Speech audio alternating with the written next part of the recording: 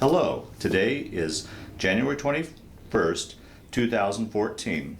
We're meeting today with Mr. Fred Knipschild at his home in Evans, Colorado. My name is Brad Hoops. I'm the interviewer for the Northern Colorado Veterans History Project. Welcome, Fred, and thanks for sitting down today to tell your story. Let's start out, if we could. Tell us a little bit about yourself, your date of birth, where you were born, a little bit about your family.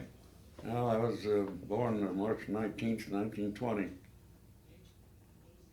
in a farmhouse, on a farm. Near where? Oxford, Nebraska. I'm sorry? Oxford, Nebraska, Okay. on a farm. Those times that had doctors that come out at that time, 1920. Wow. And any brothers and sisters? Yes, I have one sister. Younger or older? She's a little younger. Okay. She's 92 now, and I'm 93. 94, and I'll be 94 in March. Yeah, right? Yeah. Wow. And I take it your father was a farmer then? Yeah, and he was in the gas mill business for a while too. Had a wagon. And he farmed. And you grew up and went through the school system there in Oxford then? Yeah. I graduated in 1938 Okay. from high school. Well, one question I always like to ask before we start talking about your military years, I'd like to ask your generation, what was it like going through the Depression, and how did it affect your family? What was that? Going through the Great Depression, was your family affected by the Great Depression? Yeah. Yeah, during the Depression, yeah. It was pretty rough. Yeah, in what ways? Can you talk a little bit about your memories of the Depression? It was, well,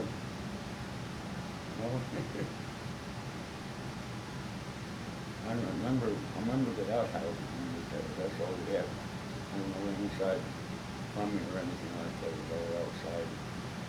In the wintertime, we'd have to go out to it. It was cold. But otherwise, yeah, I think people were more together than they are now, really.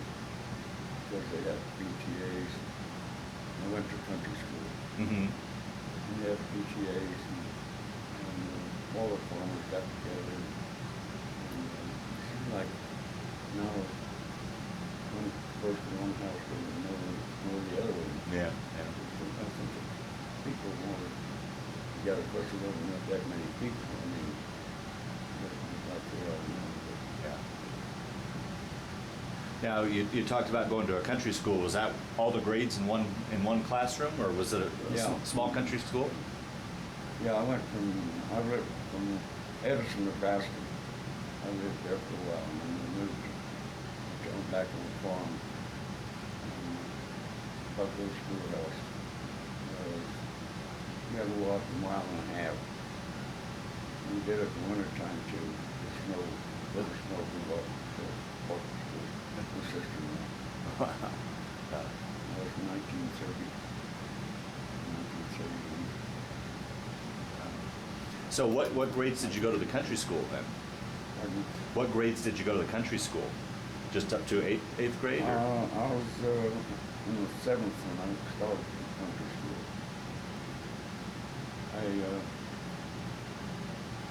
When I was in Edison, Nebraska, they had,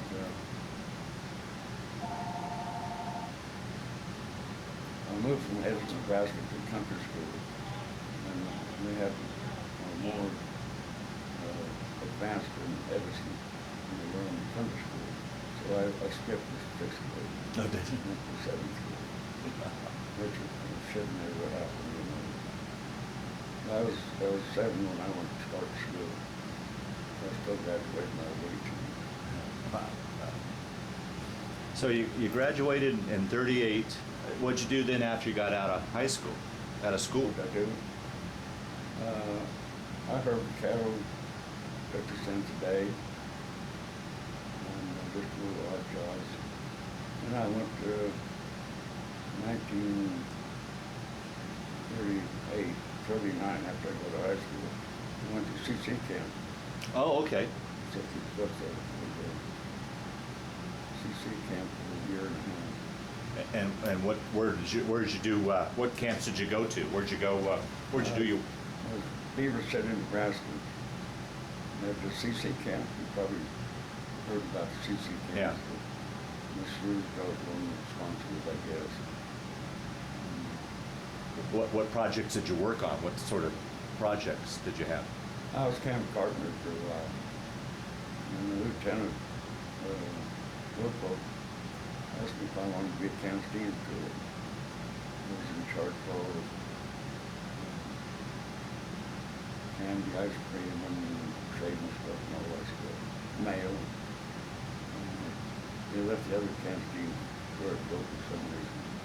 I was only 3 months in when he offered me the job, so I took it. So I had it for 1 year. Yeah. And I got out in a few more months and I went on. Now, did you enlist or were you drafted? No, I was drafted in 1941. Okay, so you were the pre-war drafted before the war broke out? I went in December, October the 7th. 2 months. October 7th and then December 7th. We were supposed to get a leave for Christmas after our, but that didn't happen. So I haven't seen my folks for 46 months. Now, do you remember where you were and what you were thinking when you heard about Pearl Harbor? I was in Camp Roberts, California, and it happened about 10:30 in the morning. And Sergeant come up and said, well, Pearl Harbor was bombed. So he had double roamed around all around the camp, and all around East Barracks. And at that time, we had wooden guns to train with for about 2 months after I got in. We trained with Well, now, let me back up and ask, how was that transition going from civilian life to military life for you? Was it a hard change for you? No, I think being in the CC camp helped me a little bit, you know. We was only supposed to go in for a year. Right, yeah. For a year and then get out, but that didn't happen when Pearl Harbor. I stayed in. I was over, I forget what month I left. I was overseas about 34 months. And how was it too as well? I mean, like many in your generation, growing up, you probably didn't travel too far away from home. Now you're clear out in California. How was that in a new part of the country? Was there did you have any sort of homesickness or anything like that? No, I really didn't. I figured, well, I'd served my year. My dad wanted me to get out. He deferred because he was on foreman. Oh, right, yeah. But I don't think he had enough farmland to get me out. I don't know. I said, no, Dad, I'm going to go in and I'm going to serve my year. The year went there for 46 months. So take your story. Okay, so Pearl Harbor breaks out, war breaks out. Take your story from there. What happened after Pearl Harbor then, for you? After Pearl Harbor? Well, I was did my training in Camp Roberts, California. Most of it. And I was we were stationed different places in California. We was in Santa Barbara, Long Beach, and even we were stationed in part of the MGM studios. Really? Oh, I saw a couple, 3 movies made. Oh, that must have been fascinating. Yeah. Eddie Lamar and Spencer Tracy. And I thought I'd never want to see another movie, because I'd see all the things that we had to go out there and make them win. And a railroad track with a train on it, load up. I saw all that. I got back to see movies.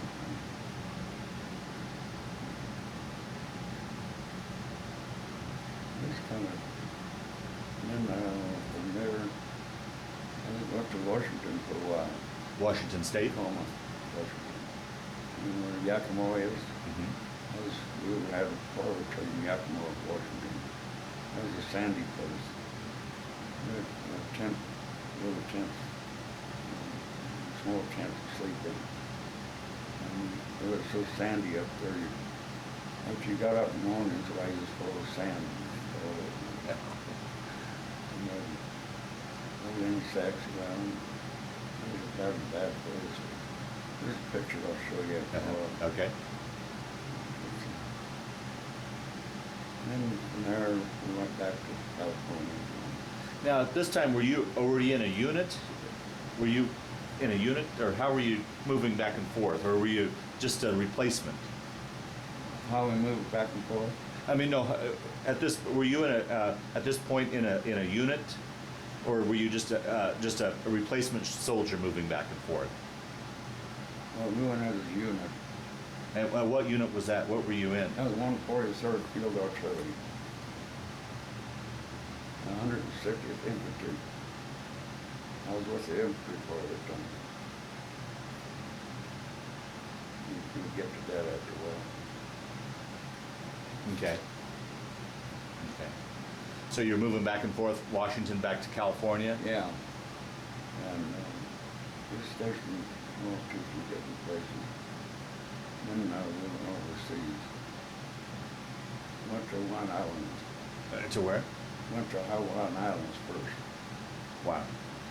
Took a ship across? Yeah. And talk about that. Here's a farm boy from landlocked Nebraska going to sea. How was that for you? Did you get your sea legs, or how was that? Talk a little bit about that trip. What's that?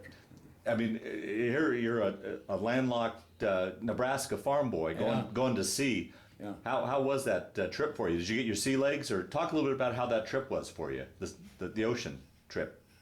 Well, you're in the Army, so you took orders, whatever you had to do. So you thought, well, I'm going to serve 1 year, but it didn't happen, Yeah. But I was young. When you're young, you think a little bit different when you get older. Oh, yeah. But that's, I'd like to have been home, but I knew I was going to have to serve, so. No, I really didn't get too homesick. We had too much other things to think about. Well, the question I had was when you took the ship from, when you guys left and took the ship overseas, how was that for you? Did you get your sea legs, or did you get sick? Talk a little bit about that ocean trip that you took. Oh, I remember going under the Golden Gate Bridge. I remember that. And it took us, I think around, I don't know, about 3 weeks at least to get to Hawaiian Islands. I was on a ship. I don't remember how many was on the ship, but I know we landed in, we didn't know where we was going to go. Yeah, right. It was all secret, and but we landed in Hawaiian Islands, Maui, and Pearl Harbor, and Arizona was still sticking out of the water. Was it? Oh boy. So it was still sticking out. Wow. And the Schofield Barracks, you probably heard about. We were stationed right close there. And we were stationed right in the canyon where the Japs come in with a fleet of airplanes.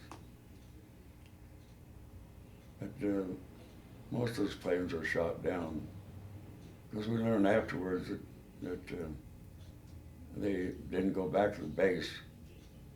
That was, they committed suicide. When they left their base, they knew they weren't going back. That's how they were trained. Wow. Wow.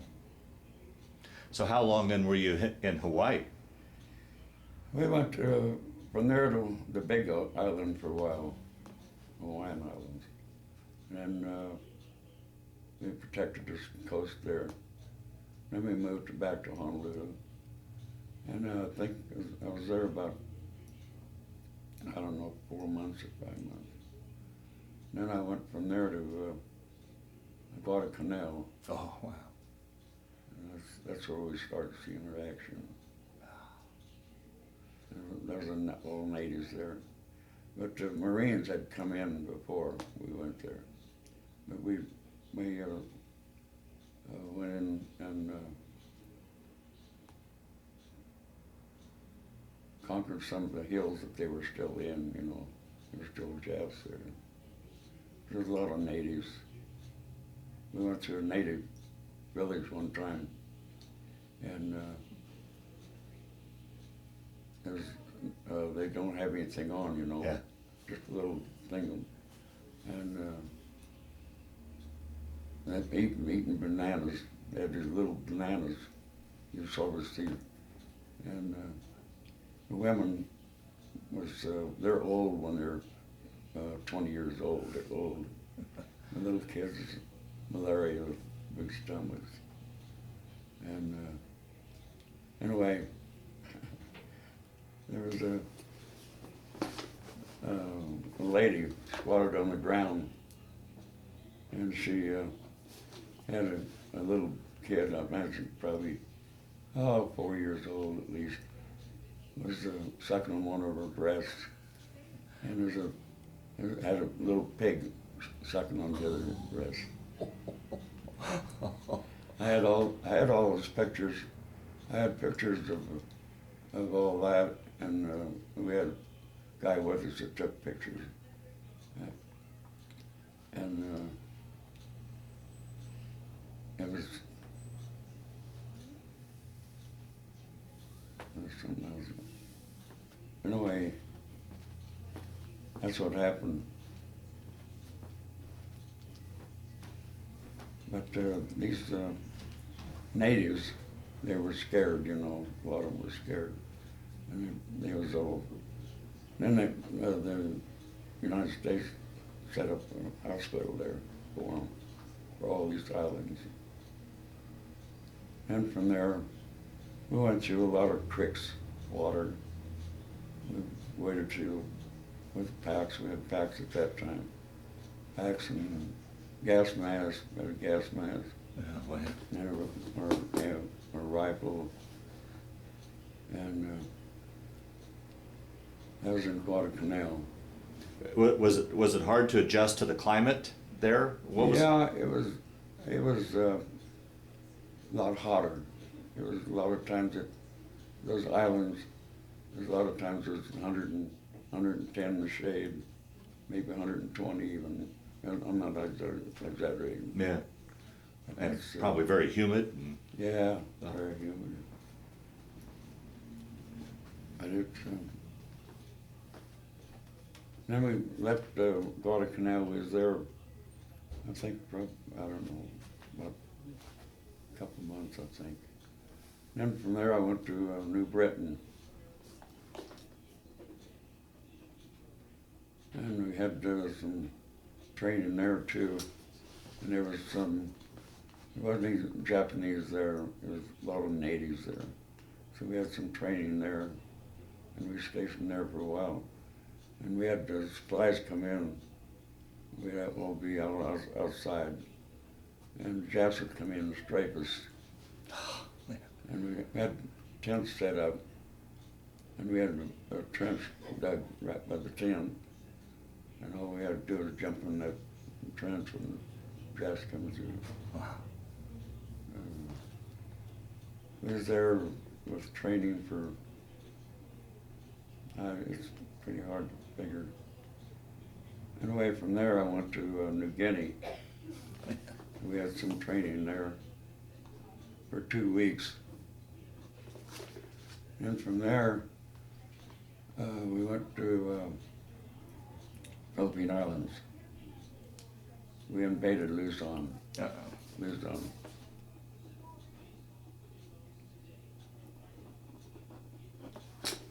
We didn't have too much resistance when we, well, going over there, I got sick. It's the only time I ever got sick. But it was on LST. Oh, the flat bottom. Yeah, the small ship. We had our guns and everything in them down below. And I remember the ship rocked, you know. It'd be rocking, it would be way up in the air and it'd come down, it'd almost touch water. They called I can't remember the crow's nest. And we had to go up there once in a while for guard duty and look around. That's where I got sick. Oh, gee. That's the only time I ever. Really, yeah? Yeah. I was there in Luzon. We went in, we didn't have any resistance until we got in about a mile. It was something like that. And then we come in with resistance. And all the people, there's people there. And they didn't have anything, you know, the Japs took it all. But before the Japs got there, we understood, we found out afterwards that the people there hid their stuff from the Japs. How they ever did it, I don't know for sure. But anyway, we was only there, we had resistance and we shoved them back a ways. And people started bringing their stuff out. We didn't even know where this come from. Bring their household stuff all come out after we got there. And they had it all stored up someplace. But they was glad we was there, real glad that we invaded. And I don't know how many casualties we had there anymore, but we had a few. Because I was in the forward observation with the artillery, with the infantry. I would go up 3 days. There was 5 of us, officer and myself. I was a radio operator at that time. And I called back for missions, fire missions. We had our guns back maybe a mile or so from the battle line. Wow. And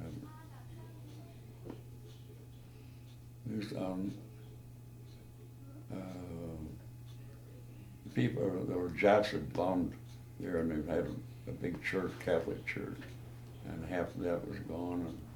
And there was, they had fish ponds, they had big old fish ponds, a block square, all over the island, and especially down below, not up in the hills. But anyway, the people, well, you saw people looking up in the air because they had shell shock, you know, from bombing all the time. See, they bombed it before we went in. They bombed all the islands before the force went in.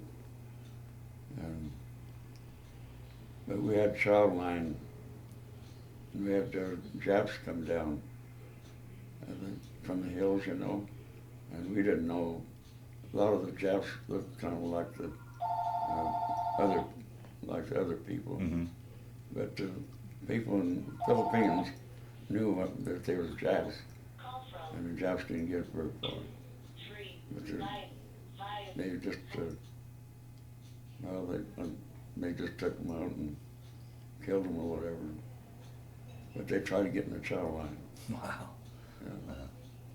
That was a little scary, you know. Did you have problems with snipers as well? Snipers? With Japanese snipers at that time? Was that a problem? Yeah, we had a lot of Japanese snipers up in the hills. We'll get to that. But when we went to Luzon, we went to Negros Islands. That's in the Philippines.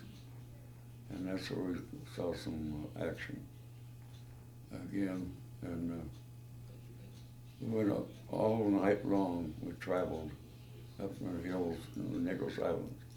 And there was Japanese hold up in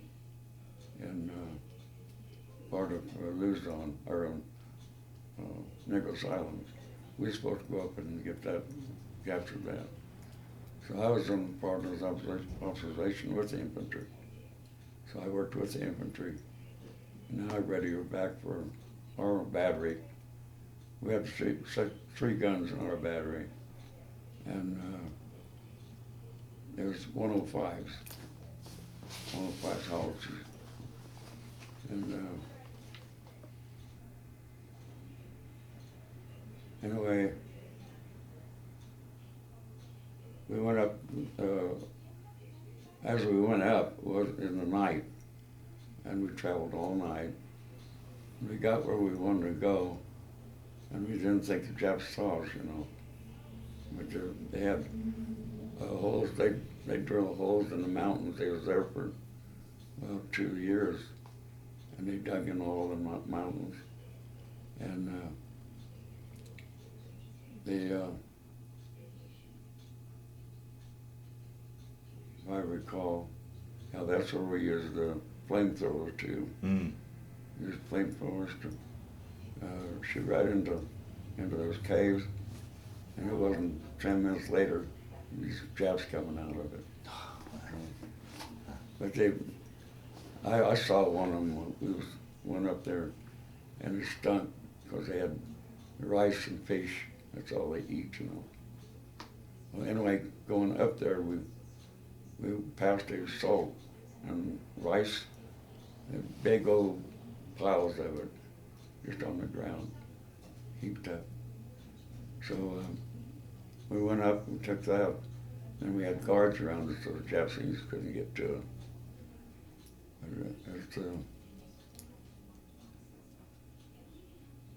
Anyway, just trying to think of.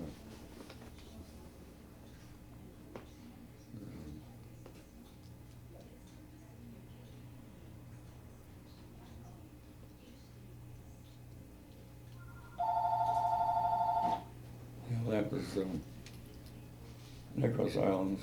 Anyway, this is coming back to me now. That's fine, yeah.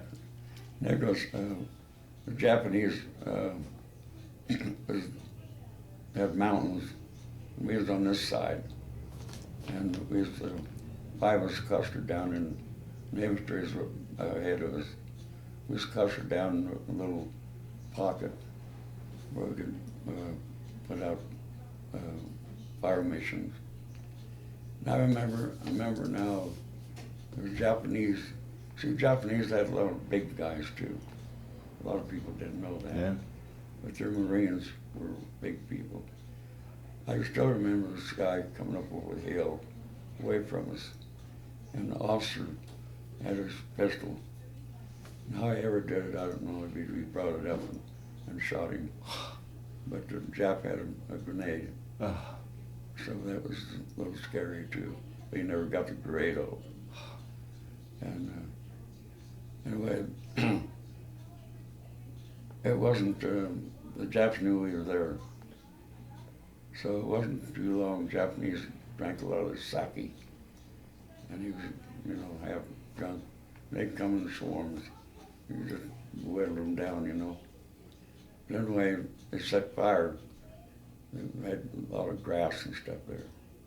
They tried to burn us out, which they didn't do. So the Japs kind of overtook us. We had to retreat. We lost, I don't know, about a third of our infantry at that battle. That's the worst one I've ever been in. So they said the Americans never retreated, but we retreated. So we retreated, and that path in the mountains where we were, you go to that path, and the Japs, you could see the holes in the mountainside. They shoot they didn't shoot to kill, but they shoot to hurt you. And then they get the medics when they come in. And that happened when we retreated.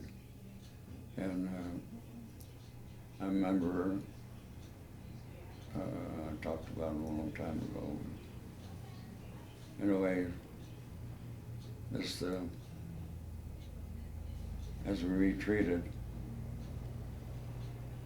I saw a guy that had been shot, one of our guys, and knew he wasn't going to live. And you don't think it should happen, but it does. I saw one of our sergeant shot him, gave him a lot of misery. Mm. But the Japs, what they do that and they capture him and torment him. Yeah. He did a lot of that. So things like that kind of, and you didn't think about home at that time. Yeah. You just thinking about saving yourself Yeah. or the other guy. Wow. And we had in the canteen, we had to use halazone tablets. Because the Japs pointed the streams. We had to use halazone tablets to put in our, thinking about back on that battle, we took, all we had with us was the canteen full of water and C rations, and finally come to K rations. So yeah, there was 2 candy bars. That's all we had at that time. That's all we had. So when we retreated, we had a backup.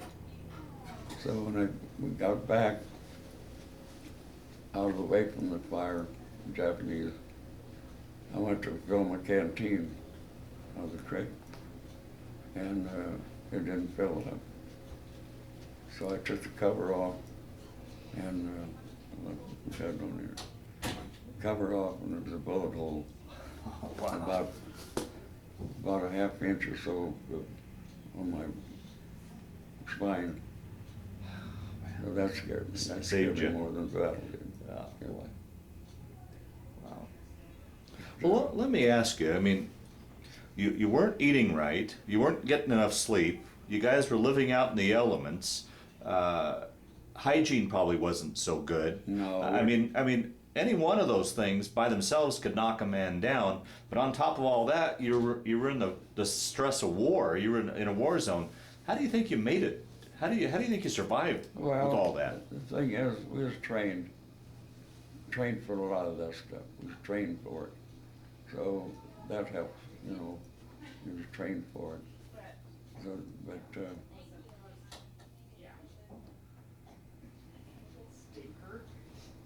what was your question? I was just asking how, with all those, those things against you, that not eating right, not sleeping Oh, right, yeah. hygiene was bad, There was time, we never took our clothes off for maybe a week or 2 at a time.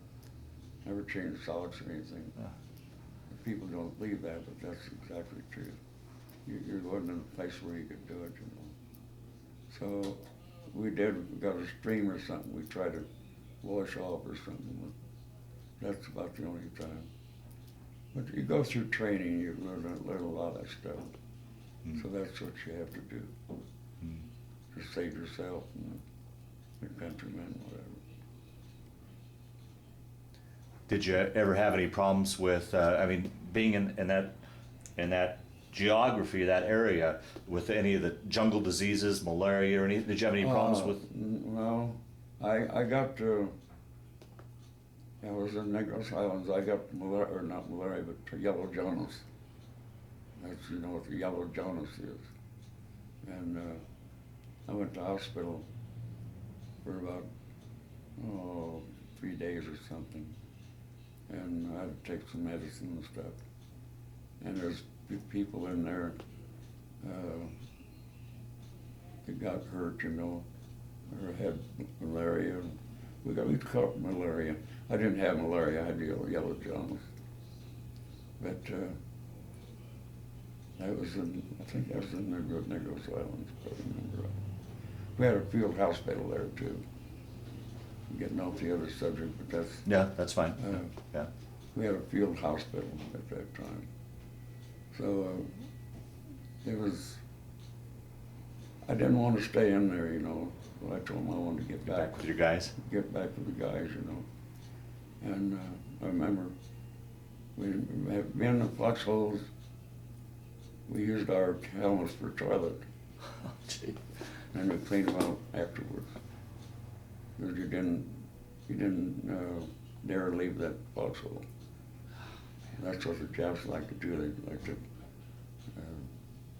put your head up and they'd get you. So just things like that. And you don't really get too scared. Really? You just you know, that was part of your work to do. Well, you're scared. Anybody that was in the war can't say they never got scared. I was scared several times. Man. But I mean, in a situation like that, you didn't. It's just some routine. Really? Yeah. Just anyway, I left the hospital and went back to the, and I lost a lot of weight. In fact, when I got home, I weighed 139 pounds. What do you think you went into the war? How much did you I weigh? weighed about 185. Really? Wow. I got my uniforms there too. I can't put them on anymore. Yeah. No way getting away from that. Yeah. But we went to, was in Negros Islands, and they decided to send us to Panay. It was a small island. And they thought there were Japanese on there yet, and they wanted to take it. And we got there with no resistance. So I guess Japs had left the island, went to another island. So then we went back to the Negros Islands again. So we got situated there.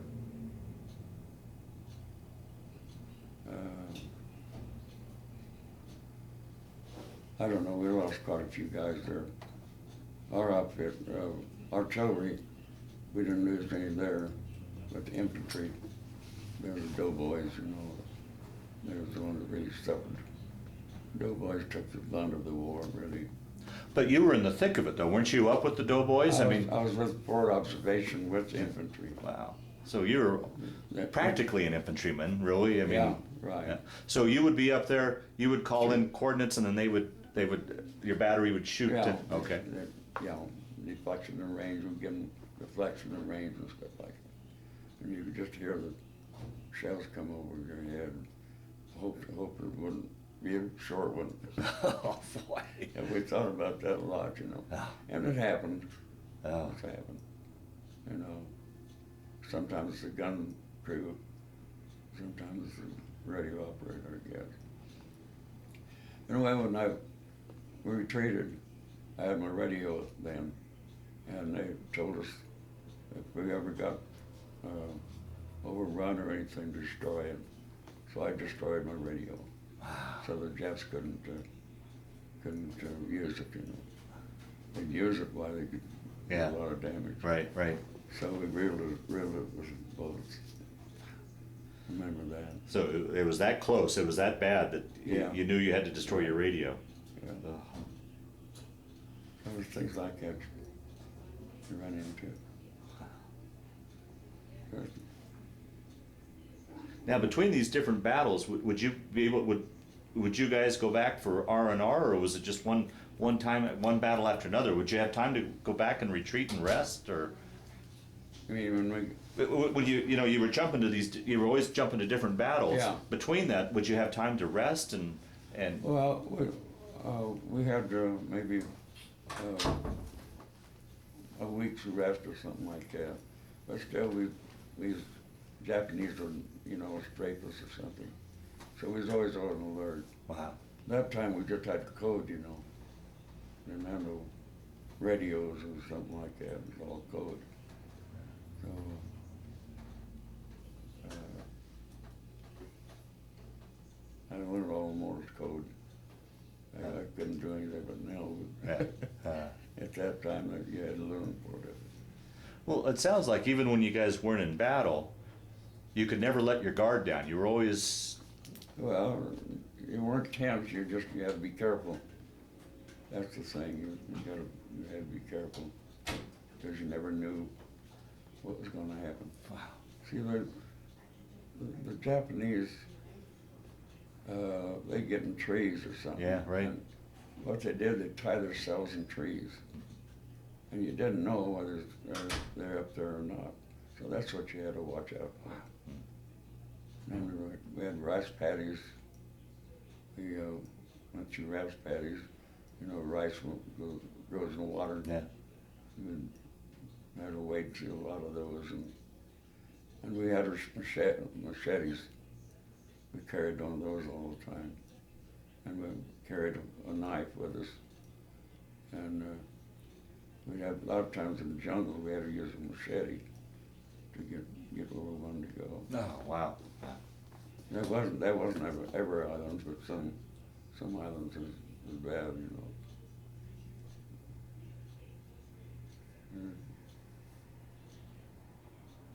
A lot of memories. Yeah. Oh boy, some incredible memories. Yeah, some you like to forget. Yeah. Yeah. Sure. But I remember quite a few. Yeah. Yeah. I put something like this down a long time ago. I don't remember when I put this down. The places I've been, I don't know, probably forgot some of it. And my rice paddies waited for them. I think I went for most of this. I can't think of any. Anyway, we're still in Nichols Islands. Is there any question you want to? Okay. If you have any memories that you want to keep talking about, otherwise I'll ask you some questions here.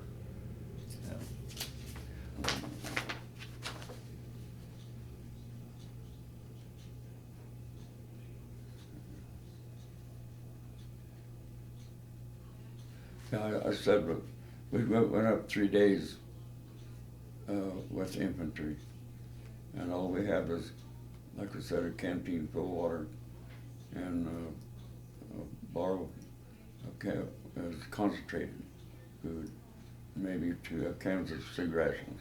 That's all we had. Wow. For 3 For days. 3 days. Wow. Sometimes we didn't get back in 3 days. Oh man.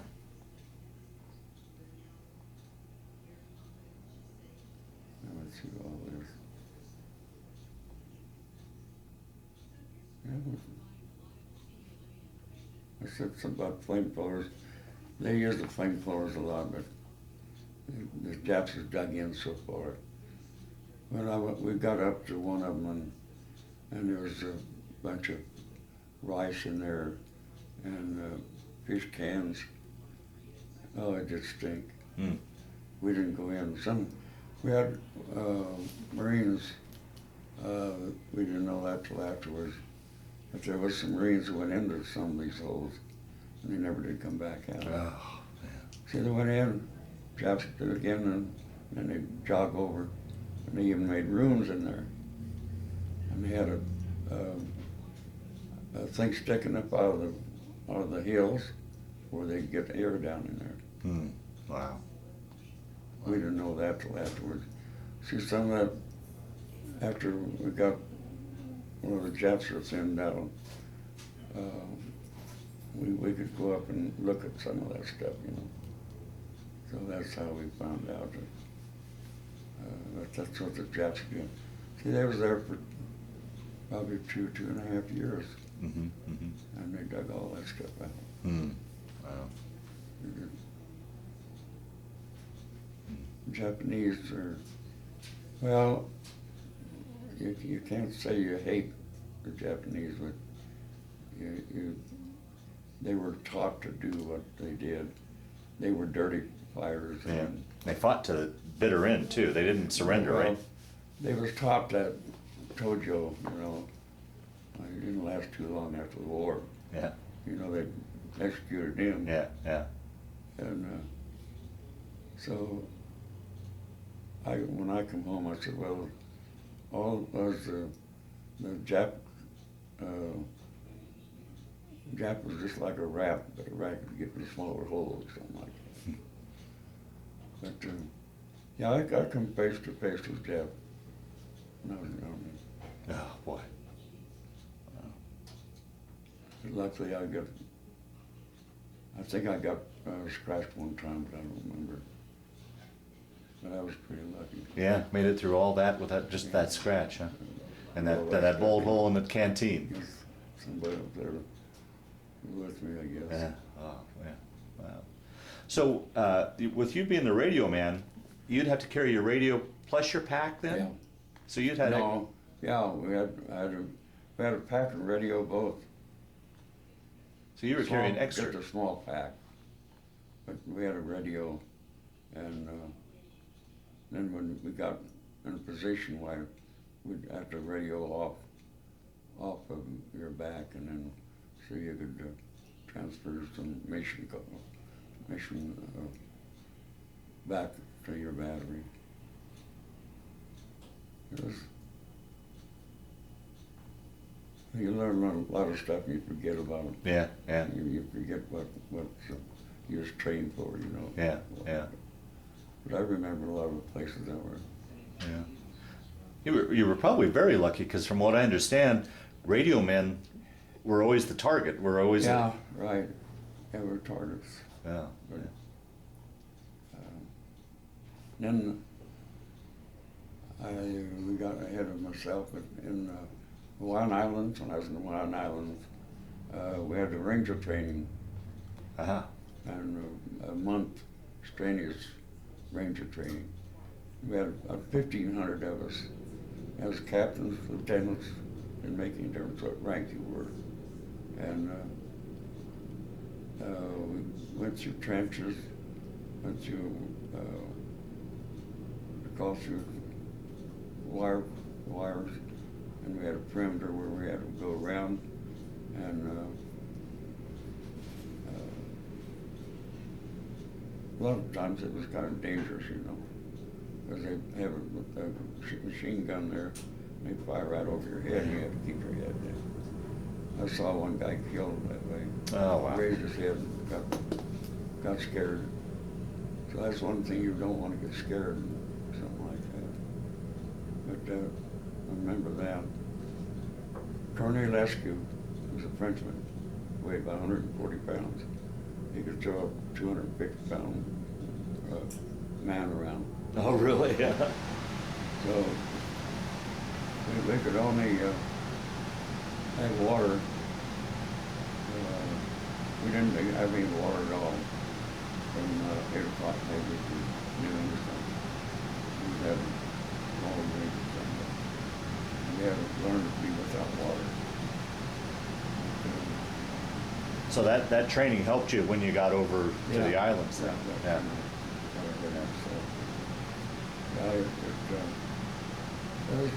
There were two of us from our band volunteered.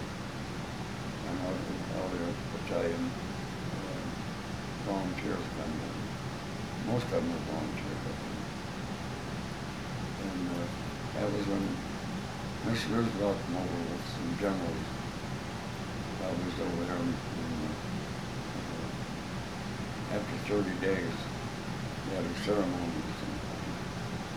She come over and made a speech.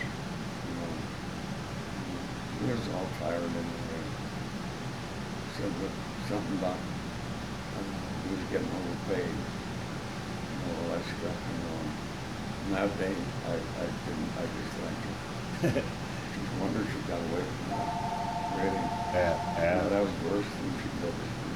Yeah. But a lot of people hated her back then. I remember that. But there was only, out of 1,500, there were about 250 of us stuck. Really? Wow. Someone fell out. Well, we couldn't take it.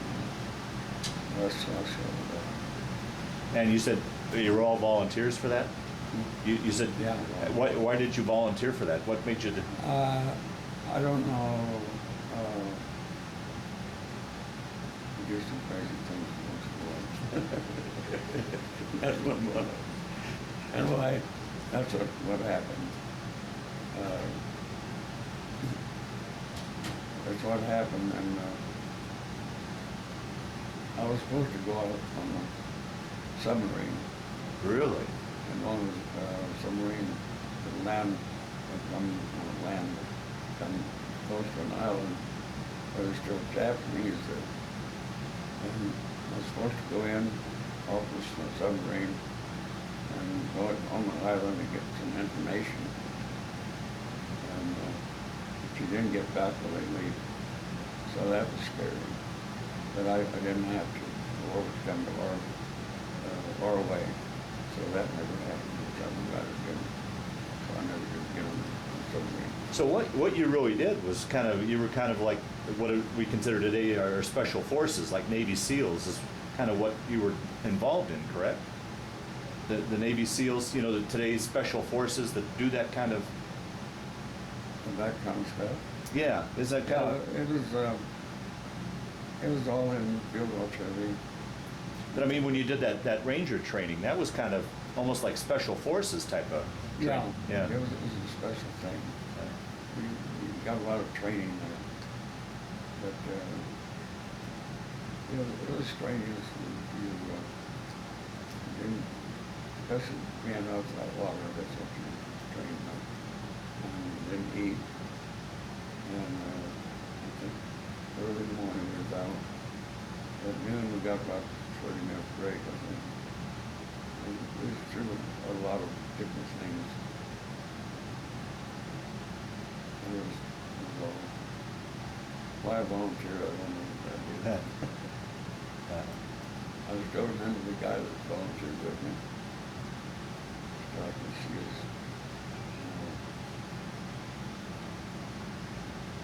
face really. I could visualize a few people. Now, after the war, did you ever keep in touch with anybody's, or any No, sort of not reunions really, or anything? Not really. Just went back to everybody went back to their own lives. I just want to get back and forget about their own man. Yeah. So let's continue your story. After the Negros Islands, where did you go? Where did you guys go from there? Or was the war coming towards the end? No, Or? that was in 1945. That was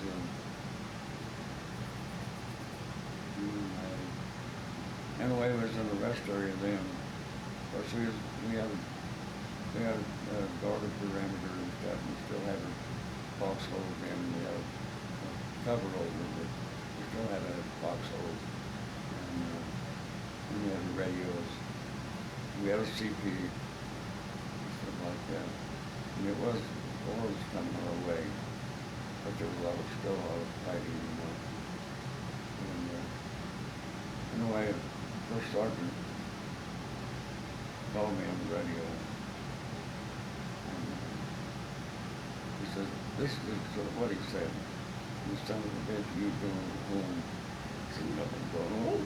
You're right, you're going home.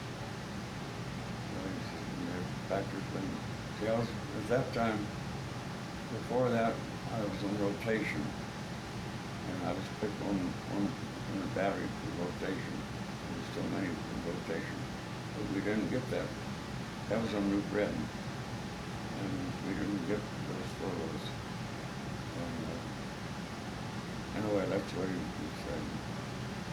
And I couldn't really believe it. That was in 1945. So probably because you've been in so long, and it was a point system, correct? It was, you had to have enough points to go home. Was that to get out? Wasn't there a point system that you had to build up points? Yeah, we had so many points too. So I was one of them that was lucky to get out when I did. Wow. So I got out. Anyway, time he told me that, we went to Leyte. And what we had to do there is get shots and stuff down the ship, with chamber clothing and all different clothing. I was there on that island for 10 days before we got on the ship. When we got on the ship, I was 31 days coming home. 31 days. So I left Leyte and stopped at Panama Canal. Oh. Instead of going back to San Francisco, where my APO was, where we left California, and we went clear back to the East Coast. Oh. Virginia. Well, it must have been interesting going through the Panama Canal. Yeah, Yeah. it was. You know, you go in there and they lift you up, and he left you up to go to the city. Uh, Funny. Anyway, we stopped there, and everybody could get on off, you know, to go to the canteen. They had their, what do you call it,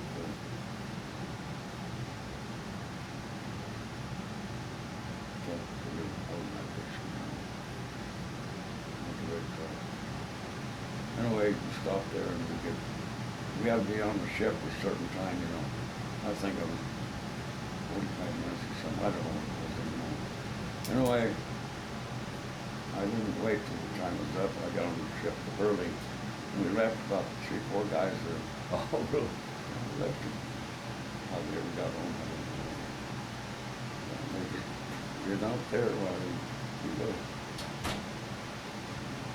They don't wait for you. Yeah. You wait on them, but you wait on.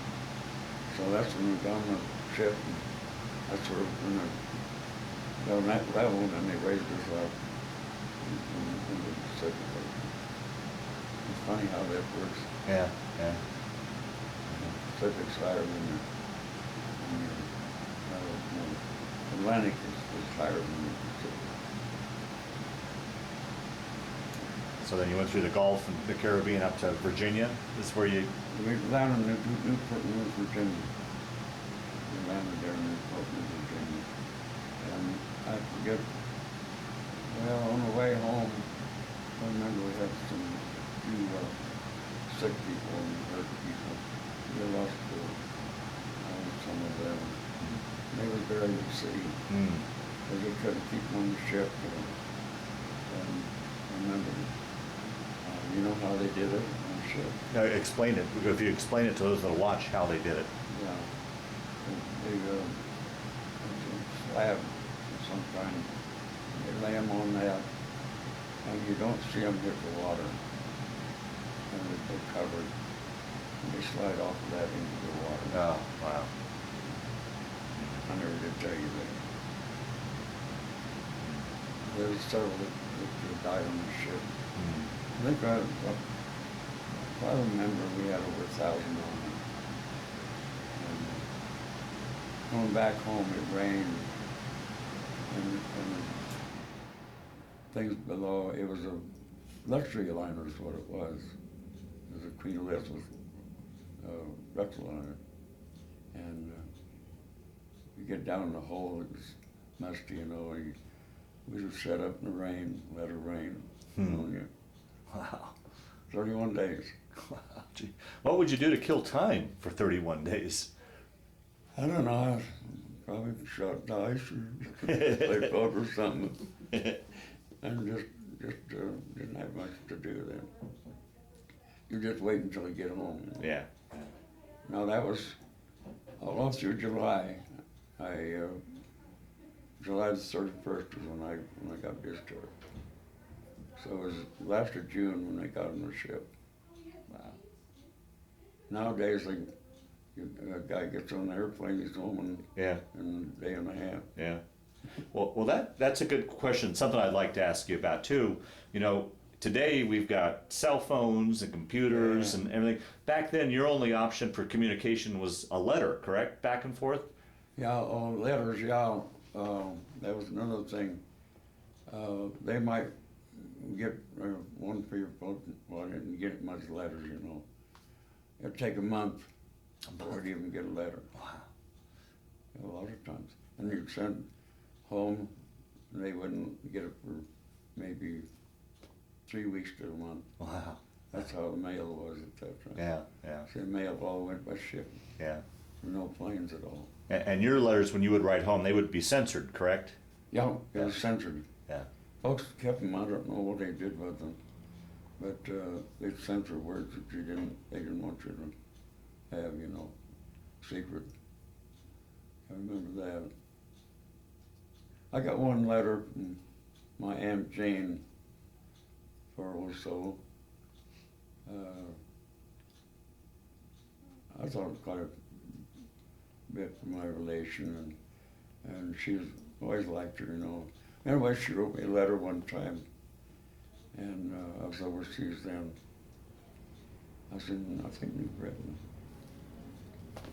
And she says, About sugar rationing and sugar rationing, shoe rationing and all that stuff. And they said they couldn't get sugar and they thought we was getting sugar over there, you know. And when I got home, I'm getting ahead of myself. But when I got home, they said something about the sugar rationing. I said, you know where the sugar went? We didn't get it. No, what happened? They made ammunition out of it. Oh, really? Yeah. Did you know that? Yeah, that's what they did. That's the reason they had sugar rationing.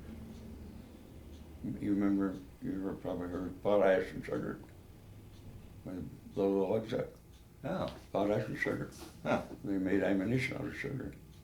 We didn't get it. Maybe the officers didn't, but we didn't. Yeah. But that's, anyway, she wrote and told me, she says, well, Freddie, I don't know what we're gonna have for supper. I guess I'm gonna have fried chicken and some potatoes and vegetables and some apple pie. You know, I tore that letter up and never finished it. Oh, is that right? Yeah. I told you about that. I tore the letter up. She, when I got home out of the Army, I mentioned it to her. And she apologized. Yeah, right. But people didn't. No, yeah. People just didn't know. Right, right. You know, there were a lot of things they didn't know. Right. What was going on there overseas or battles or anything. People just didn't realize it. I can imagine your folks must have been going through a hard time because they didn't, you couldn't tell them where you were and what was going on. No, and letters would be a month away. I mean, it must have been a hard time for them knowing that you. Only time I think they knew where I was when I was in White Island sometime. And I tried to explain what was going on. But I think from there on, I don't think they knew where we were. Mm. They had to because that was Yeah. Military. That's Yeah. Right. Right. keep it from the enemy. But I don't think the folks or anybody in the United States knew where we were. Wow. Wow. In fact, we didn't know where we were going. Yeah. Right. From one time to the other, we didn't know when I went Wine Islands. We didn't know what was going on there until we got there. And we didn't know when we left there where we were going to New Britain either. Mm. We didn't know that until we got there. Wow. Wow. So you just didn't know where you was going to go next. You knew it wasn't back in the United States. Yeah. Did that uncertainty bother you at all? I mean, never known. Did that the uncertainty of things, did that ever bother you? I mean. No, I don't. Being in the Army like that, you're taught things that you just you just forgot. I mean, you just didn't think about it. Or most of the time, you just was hoping to get home, you know, or something. But I remember. Maybe I'm getting ahead of myself. Anyway, when I got home, I had my uniform and everything on, you know. And they had German prisoners at that time, and Dad was on a farm. And they had prisoners go out on these farms and help Germans, you know. Mm-hmm. And of course, Dad and Mom was German, you know. They talked German to them, and that helped them quite a bit. Anyway, they shelling corn. Dad took me over to shelling corn. They had, I think, 3 prisoners there helping. I had my uniform. And he looked at me, you know, and I was said, well, you lucky guy, something like that, you know. But they was prisoners, but some of them didn't want to go back home. They wanted to stay here. Yeah. They wanted to stay here in the United States. How was it for you when you landed in Newport News? I mean, getting back to really civilization again. You've been in the jungles, and was it a shock to be back in civilization again? And well, it was a funny thing. When they landed there,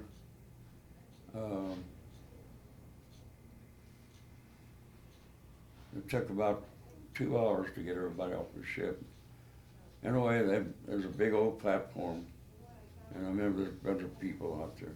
And we had this scrap money, fake money. I got some in a jar yet, fake money. And it wasn't worth what was written on it. That's what the Japs used over in the islands. We had a bunch of that stuff. We'd throw that out, and I thought people were going to get killed, but they'd go after that, you know. I remember that yet. But I remember people just, well, we was the first ones landed there from the South Pacific. Oh, okay. And I don't know, probably 1,000 people there. I don't know, there's a whole bunch of them. And they're going with so that money out there, you know, worthless. Yeah, yeah.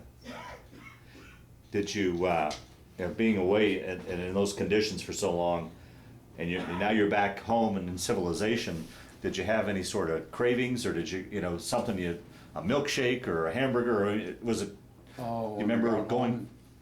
When I got home? Well, when you got back to the States, I mean, what was one of the first things you wanted to have? Oh, they had the big meals, which you couldn't eat much, so your stomach was just concentrated food. Yeah. You just didn't eat hardly anything. And remember,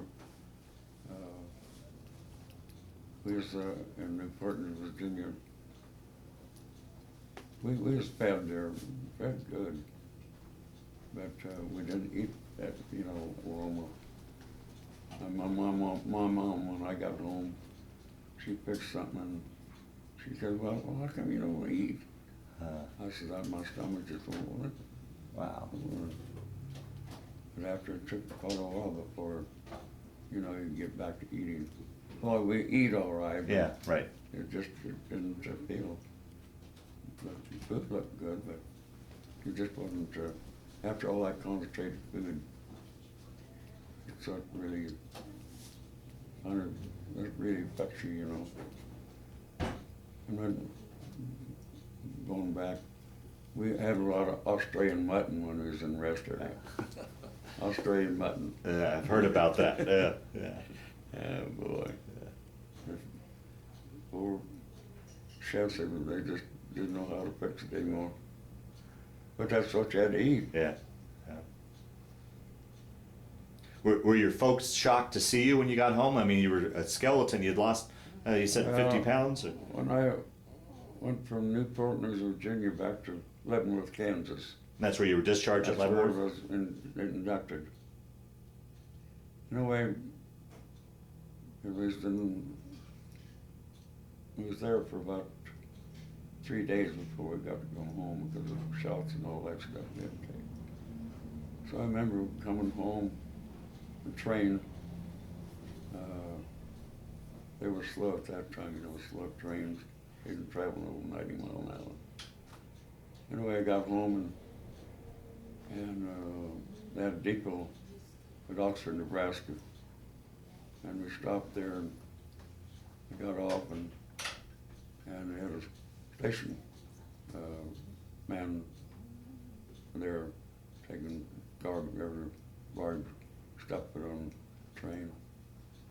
Anyway, it was about 4 o'clock in the morning, 4:30, something like that. So I didn't know how I was going to get out with my folks. My folks didn't know I was going to get home at that time, Yeah. And so the guy at the station said, well, I'll take you home, Freddie. And he was calling me Freddie. So he took me home. They lived on a farm east of Oxford. We had to go through a lane to get to one of the side of the creek. And folks always got up early, and they had cattle and milk. Yeah. My dad had a milk bucket, and he was coming out of the house and going over to the barn, and I got out of the car, and he saw me, and he put the bucket down, and I hugged him and everything. Mom was just throwing water out in the refrigerator. We just had ice in the wooden refrigerator. She was throwing water out. the dad didn't pick up the buckets and left us sit there. Mm. So we went back to see Mom. Wow. That's how I got to see my folks. Wow. About 5 o'clock in the morning, 5:30. See, that was in last July. The days were a little longer yet. Yeah, right. I still remember that. Oh, wow. That must have been a wonderful feeling. Yeah, it was. Yeah. Then all that old relation at that time, uncles, aunts, and little kids. And I was the oldest of the Knipschild family. I was the oldest boy. Anyway, they was all there that night, and they was trying to help me, about things we went through. I said, I just don't want to talk about it. Yeah. You just Yeah. don't. I talked about what islands are like or something like that, but not anything combat. And they disappointed, but I just didn't feel like I wanted to. But after a couple, 3 years, I kind of opened up. Did you? Yeah. You open up after a while. But it's funny feeling to get home and back to civilization again. Yeah. And how was that adjustment? I mean, after all you'd been through, been in the military and all you'd been through, going back to civilian life, was it hard to adjust again, or did it take a while to get? Yeah. See, I only weighed 139 pounds when I had that Yellow Jones. I weighed 139 pounds when I got home. It took a while to adjust a little bit. I went to town and people come up and talk to you, that was things, there's still rationing going on down here. But I think it was lifted a little bit after that. But I remember, just in the military, but I had my tonsils taken out. And about a few days after I got home. And that was local. We didn't freeze or nothing, Gag and choke. And so I went back home and I stayed with the folks for a while. And Mom fixed some tomato soup. That acid. I took some of that and burned, but she didn't realize that. And she hated that, But anyway, I got home and Mom had blankets and sheets and stuff in the bed, and I didn't even put a sheet on. They couldn't figure that out, I said, I don't want it on me. I said, you're so used to that hot weather, So they couldn't figure that out. Mm. But that's the things that happen to you as you after going all through those islands. A lot of times it's 110 shade, 120. Yeah. Oh.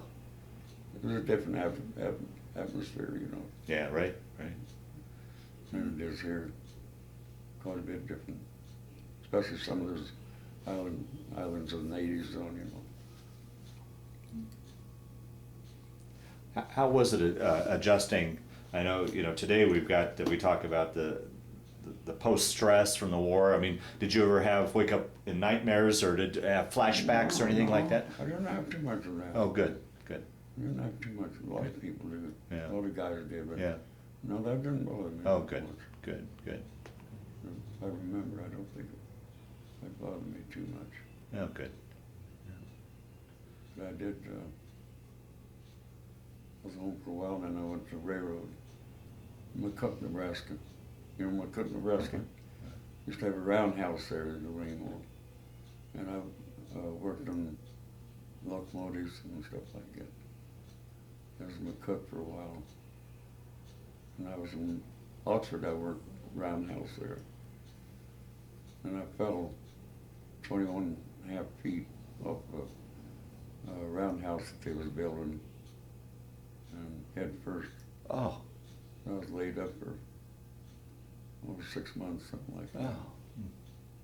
I had vertebrae out, ribs broken, wrists broken.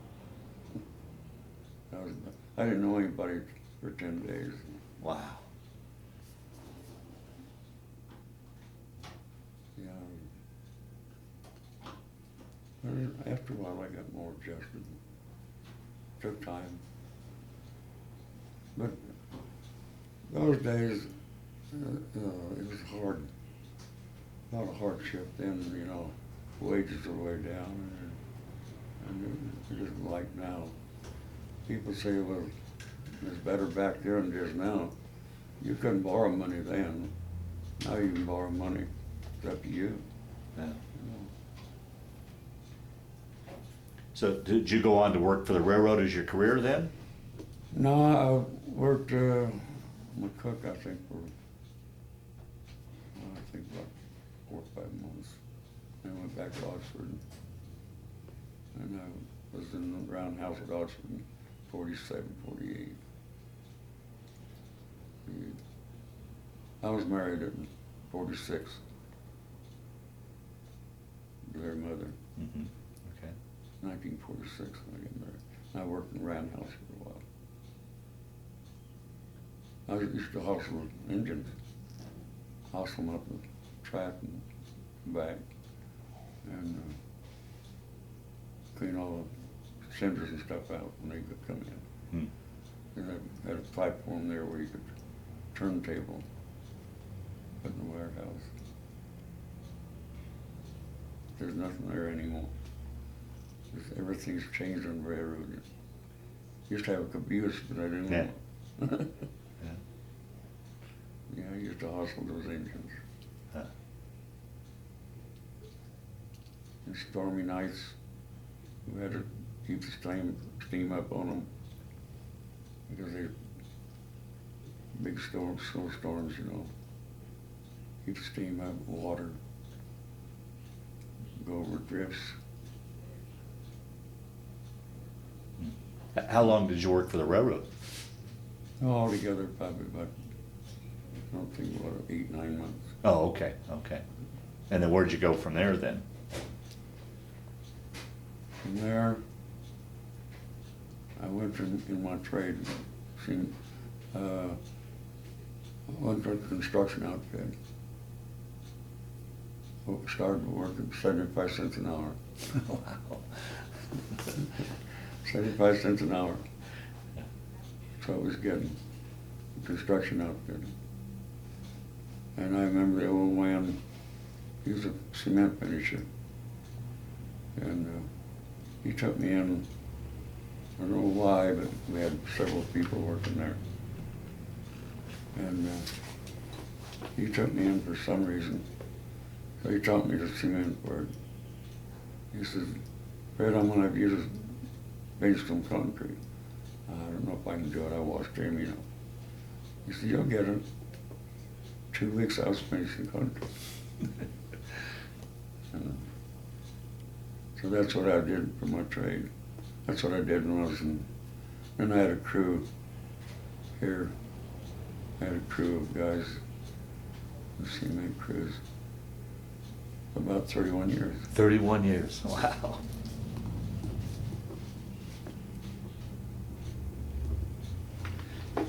That's 31 years of pretty hard work. It was. Cement work's hard work. Bricklaying is hard work, but you can stop anytime, but cement work, you don't stop. Yeah, yeah. You pour it, you gotta be there. Yeah, yeah. Either that or lose it. Yeah, right, right.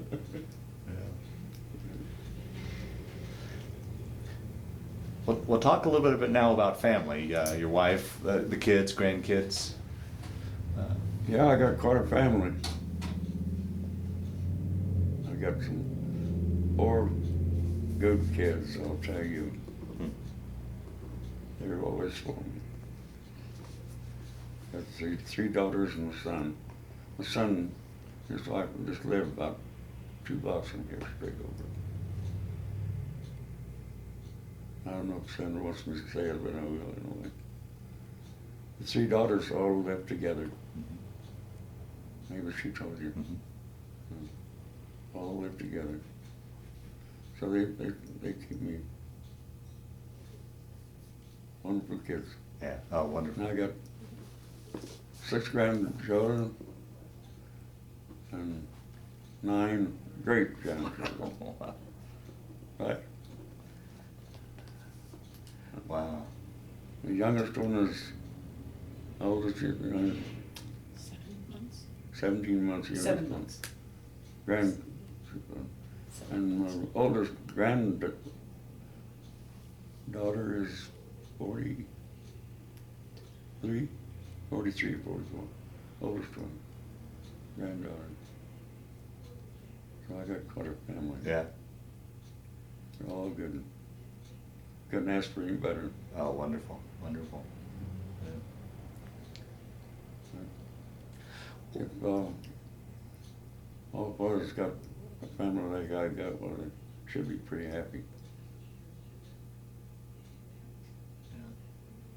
Well, Fred, as we start to wind down this interview, is there anything I didn't ask you that you wanted to talk about, or any other stories that kind of floated to the top that you wanted to talk about? And Sandy, if you can think of anything that he that left out that you'd like you to talk about. So ideally, we covered your story, or do you think we pretty much did a good job with that? Anything you could think of, Sandy? A couple things that have to do with like how their diet or their rations and all that. That Dad was, and I know Dad had problems with his teeth from when I was just a little girl, and he was talking about how a lot of the guys, you know, the diet or the lack of good health or healthy food affected their dental, Yeah. Right. you know, their teeth, and also Dad being in the artillery, he lost hearing. Hearing. Yeah, at a very early age. I don't ever remember being conscious of him not having hearing aids. Wow. I have had several hearing aids, but they all outgrew most of them. Some of them didn't work. It was the VA. Did the VA help you with that? This, yeah, Yeah. I got these through VA. Yeah. Yeah, talking about my teeth, I had service-connected teeth when I got out. I had a perfect set when I went in the Army. And if you had a toothache, it just pulled me out in the Army. So I had some bad teeth when I come home. The concentrated food is what it did. So I went to the dentist about, I wasn't home very many big weeks. And I had partial plate and part of my teeth taken out then. Wow. And then I had that partial plate till I got to Grueling, 1956. We got here in 1956. And I had Dr. Kirk up here. He pulled all my teeth because we got pyrrea or something, you know.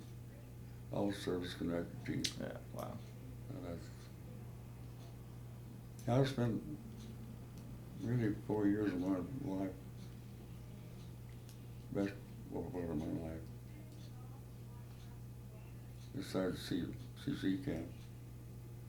So I wore a uniform for quite a while. Yeah, you did. Yeah. I wore a uniform on the CC camp too. Well, the last question I always like to ask with this interview is, when you look at that period of time, how did it change your life, affect your life, play a role in your life, or was it just simply a chapter in your life that you went through? How would you answer that?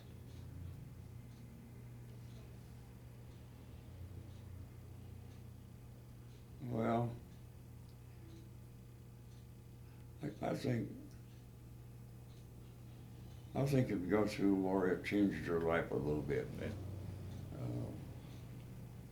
But not as much as a person would think. Really? Yeah. Because you have your life to think about. You don't think much about the war. Well, you think about people back there. But everyday routine, I don't think that you think too much about the war or anything, unless it's brought up. Is that what you mean?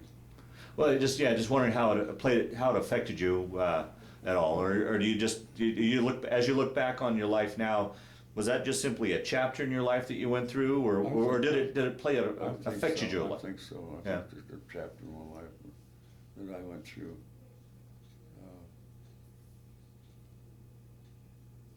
I think about the war every once in a while.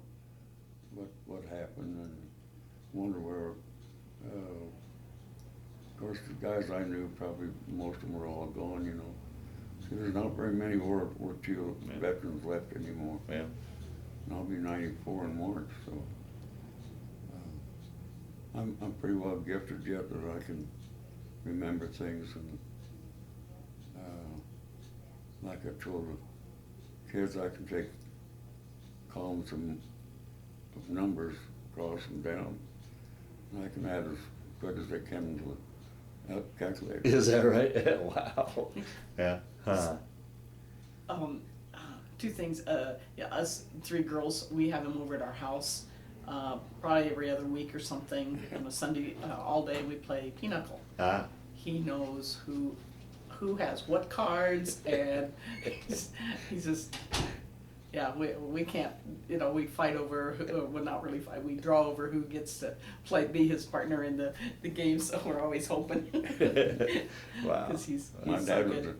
my dad only went to 4th grade, but he could play pinochle. Huh. He never played cards. Only went to 4th grade. Yeah. We have a lot of fun playing pinochle. One other thing I'd like to interject is that I see, as I hear, you know, I've heard most of what he talked about today, a few things that I didn't know, but looking back, I can see how, not only how he was raised, but then the training that he had, he just slipped right into leadership roles in different parts of his life. And just listening today, I can see how Dad has kept going, and you know, he's still active, and he just doesn't give in. He just keeps going, and so I have to show you some of my work he's after we get down there. he's very, you know, very active in everything. Lots of crafts. He puts the flag out every day, brings it in, and nice weather. He does, I don't know how much now in the future, but he's been taking care of all the flowers outside. Wow. And he's put together all these puzzles, pictures that you see on the wall, and I don't know, 30, maybe 20, 30 of them, and he gives them as gifts. I've 42 so far. 42. In 3 years. And he works with shells a lot, makes all sorts of interesting gifts for people. Yeah. And, Wow. he helps people around here with their wheelchair and things like that. Just if he sees Only something problem- needs to be done, he just does it. Wow. Only problem is my legs bother me. Did it? Yeah. Yeah. Legs. I still got a lot of grip. Cement finishing. Yeah. Oh, yeah. The cooks over here have a jar or something that you can't get open while they come to get me. So I got a lot of grip yet. So I handle that trowel. That's where it comes from. Well, Fred, I want to thank you for sitting down to tell your story today, but just as important, I want to thank you for your service to our country. Well, thank you very much.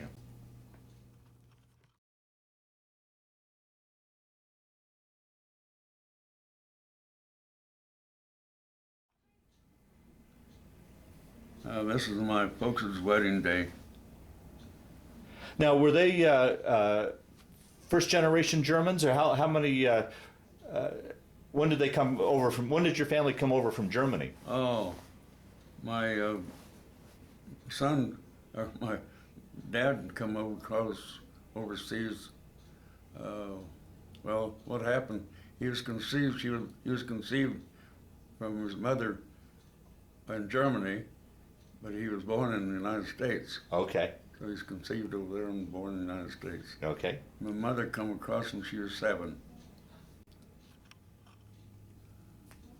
That's a picture with my confirmation picture. That's my sister and my folks. It's my picture of 1938 graduation. That's the technical overhead on the CC camp.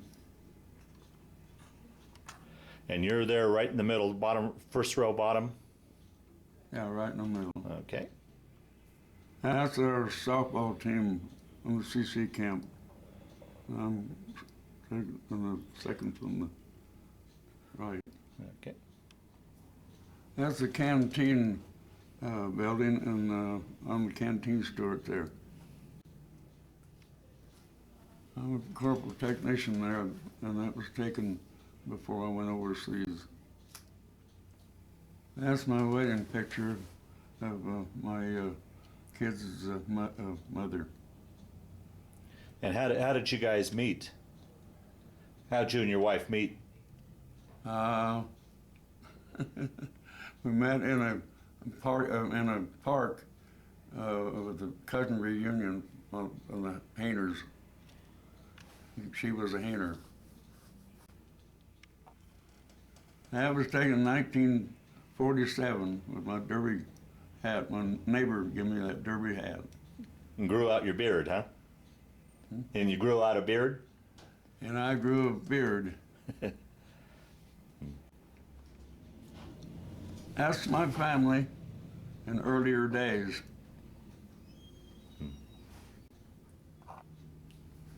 That's my wife, Dorothy,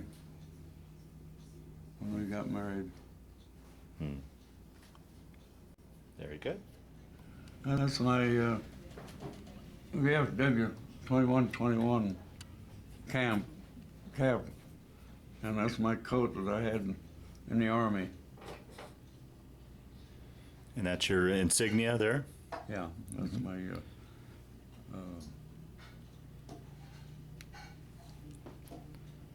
not battalion. Uh-huh. And then these bars on your sleeve, Yeah, those are that's 6 how many, months. I 6 should months? have had another on there, but that was every 6 months when I was overseas. Wow. I didn't get the 6th one. Wow. Very good. That's my shirt of when I got out of the Army with my medals and my stripes during